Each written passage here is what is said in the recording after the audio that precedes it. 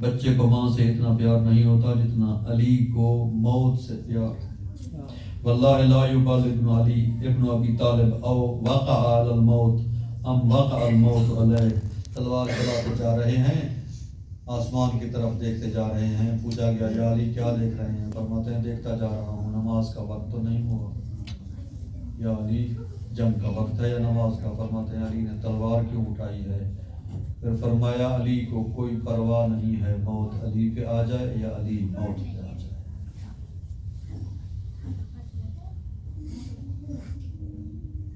آخری رات ماہ مبارک رمضان میں آخری میں مختلف اولادوں کے ہاں افطار فرماتے رہے ہیں، کبھی امام حسن کے ہاں تو کبھی امام حسین کے ہاں، اور آخری رات میرے آقا نے افطار بی بی ام کلثوم کے ہاں فرمایا ہے۔ جب دودھ، پانی اور نمک جو کی روٹی کے ساتھ رکھا گیا ہے، فرمایا دو چیزوں کے ساتھ علی افطار نہیں کرتے۔ بیٹی نے چاہا پانی اٹھائیں، فرمایا نہیں دودھ اٹھا لیجیے۔ ایک یا دو لقمے، یعنی دو سے زیادہ لقمے کتابوں میں نہیں ملتے ہیں، فرمائے ہیں۔ ساری رات خدا کی عبادت میں گزاری ہے، رضاً بقضائہ و تسلیماً لامرہ۔ سہن مبارک میں آتے ہیں، آسمان کی طرف دیکھتے ہیں، ریش اطہر آنسوؤں سے تر رہتی ہے، صبح صادق کا وقت قریب آیا ہے، باہر آئے ہیں، آسمان کی طرف فرماتے ہیں صبح صادق گواہ رہنا، پوری زندگی میں نے تجھے طلوع کرتے دیکھا ہے، تو نے کبھی بھی علی کو سوتے ہوئے نہیں دیکھا۔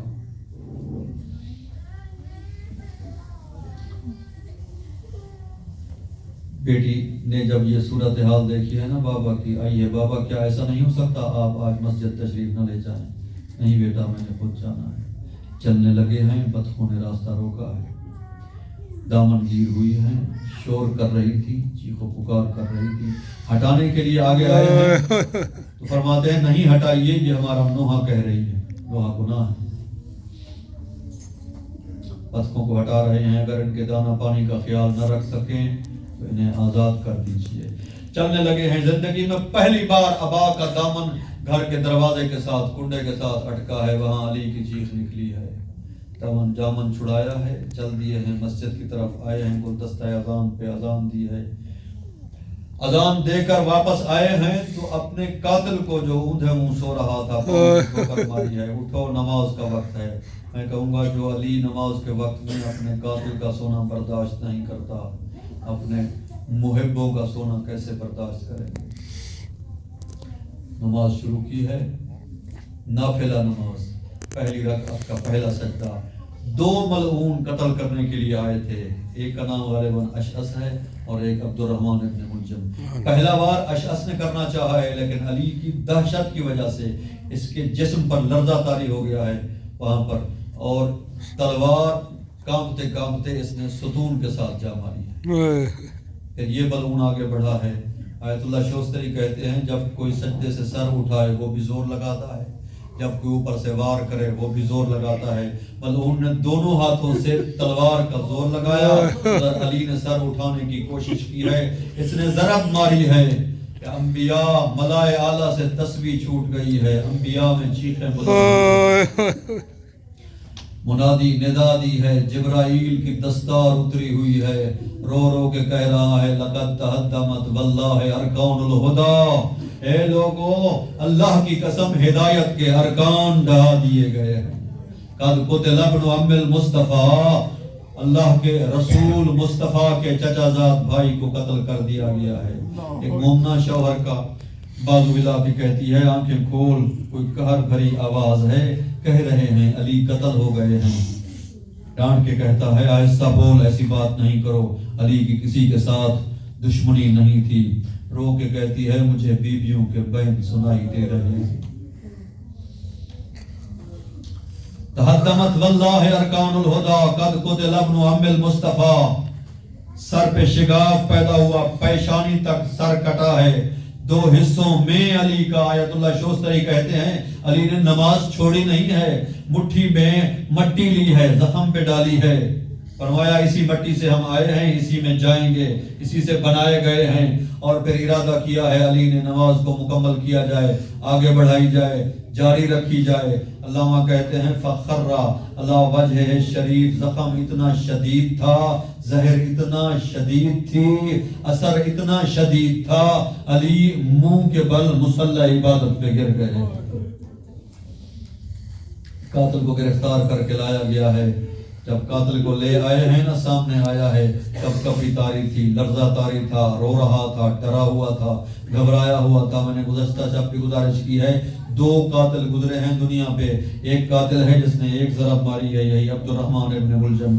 دوسرا قاتل ہے جس نے 13 ضربیں ماری ہیں، شمر ابن ذوالجوشن ابن ملجم 1 ضرب مار کے بھاگ گیا ہے، ڈر رہا تھا، جب لے آئے ہیں کانپ رہا تھا، گھبرایا ہوا تھا۔ شمر ابن ذوالجوشن ملعون کربلا کے میدان میں 13 ضربے، 1 ضرب مارتا دائیں چلا جاتا، دوسری ضرب مارتا بائیں چلا جاتا، ٹہلتا رہا ہے، گھبرایا نہیں تھا، مطمئن تھا، یہ ڈرا ہوا تھا۔ کیوں؟ کیونکہ یہ ملعون ابن ملجم جانتا تھا ابھی عباس آ جائیں گے، اور شمر مطمئن تھا، جس سے ڈرنا تھا وہ بازو قلم کرا کے فرات کے کنارے سو گیا۔ شربت پیش کیا گیا ہے، قاتل کی طرف دیکھ کے کہتے ہیں میں تیرا اچھا امام نہیں تھا، بھاگتے رہے ہو، تھکے ہوئے ہو، تھک گئے ہو، شربت پیو۔ اجرکم علی اللہ، حسن بیٹا جی بابا نماز پڑھائیے۔ بعض علماء کہتے ہیں زندگی کی مسجد میں آخری نماز علی آقا نے حسن کی اقتداء میں پڑھی ہے۔ نماز پڑھنے کے بعد شہزادوں نے بابا کو اٹھایا ہے، لے کے گھر کی طرف چلے ہیں، فرماتے ہیں حسن بیٹا پہلے تو اگر میں ٹھیک ہو گیا تو میں خود دیکھوں گا میرے قاتل کو کیا کرنا ہے، اگر میں دنیا سے چلا جاؤں پہلے تو اسے معاف کر دینا، اگر بدلہ لینا بھی ہو، قصاص لینی بھی ہو، اسے 1 ضرب مارنا، اگر بچ جائے تو رہا کر دینا۔ شہزادے لے کے چلے ہیں زخمی بابا کو، روتے ہوئے آ رہے ہیں، کوہرام بلند ہے، صحابہ رو رہے ہیں۔ جب گھر کے دروازے پہ پہنچے ہیں، حسن بیٹا جی بابا رک جائیے، نمبر 1 مجھے زمین پہ اتاریے، میں خود چل کے گھر جاؤں گا۔ کیوں بابا؟ جسم نڈال ہے، زخم شدید ہے، بہت زیادہ خون بہ گیا ہے۔ نہیں حسن بیٹا، میری بیٹی زینب نے اللہ سے دعا مانگی ہے، میرے اللہ میرا بابا خود چل کے گھر میں آیا، میرے اللہ نے میری زینب کی دعا قبول فرما لی ہے، میں خود چل کے جاؤں گا۔ دوسرا میرے صحابہ سے کہو سب گھروں کو چلے جاؤ۔ کیوں بابا؟ فرماتے ہیں حسن بیٹا میرا زخم دیکھ کے میری بیٹیاں روئیں گی، بین کریں گی، میں علی برداشت نہیں کر سکتا، میری زینب کے رونے کی آواز ان صحابیوں کے کانوں تک پہنچے، میں کہوں گا یا علی آج اپنے گھر میں بیٹی کے رونے کی آواز صحابہ کے کانوں تک جانا برداشت نہیں ہے، میں قربان جاؤں شرابی کا دربار جہاں کہہ رہی تھی چپ کرے میں علی کے لہجے میں خطبہ دینے جا رہی ہوں۔